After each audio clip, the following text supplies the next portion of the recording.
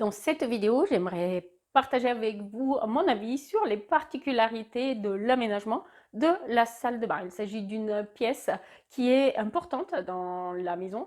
Avec la cuisine, ce sont les deux pièces qu'on envisage de rénover le plus souvent. Mais la salle de bain porte des particularités techniques, mais aussi d'espace qui sont importants à prendre en compte.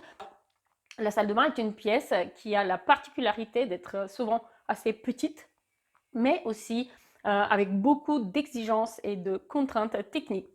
Quelles contraintes techniques? Eh bien, il y a d'abord l'humidité, il y a aussi le fait d'avoir d'éclaboussures d'eau, évidemment. Il faut des revêtements du coup qui sont résistants, durables. Il faut soigner la ventilation de la salle de bain pour s'assurer que celle-ci euh, sera adapté.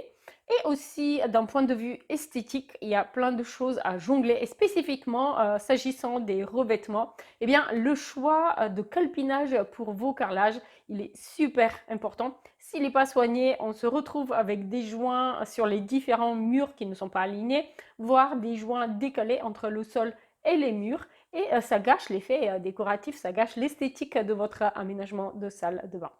Voilà pourquoi, pour l'aménagement d'une salle de bain, il faut souvent consacrer un peu plus de temps. Et si pour vos pièces de vie, je conseille bien souvent le forfait M qui permet de comparer deux options, eh bien pour les aménagements de salle de bain, je conseille plutôt le forfait L permettant d'aller plus loin dans l'étude. Donc on va d'abord envisager deux options de l'aménagement de la salle de bain qui répondent à vos souhaits, à vos objectifs. Mais ensuite, on va faire ensemble une visio où vous allez me dire laquelle des deux options avez-vous préféré? Est-ce que vous avez des modifications que vous souhaitez apporter au projet? Et puis je vais faire un projet un peu plus poussé, non seulement avec la liste shopping permettant de réaliser l'aménagement, mais aussi avec des plans un peu plus détaillés permettant d'ajuster des choses comme la hauteur de pose de mitigeur ou encore le calpinage de la faïence et de carrelage, l'emplacement de la bouche de ventilation, etc. Je vais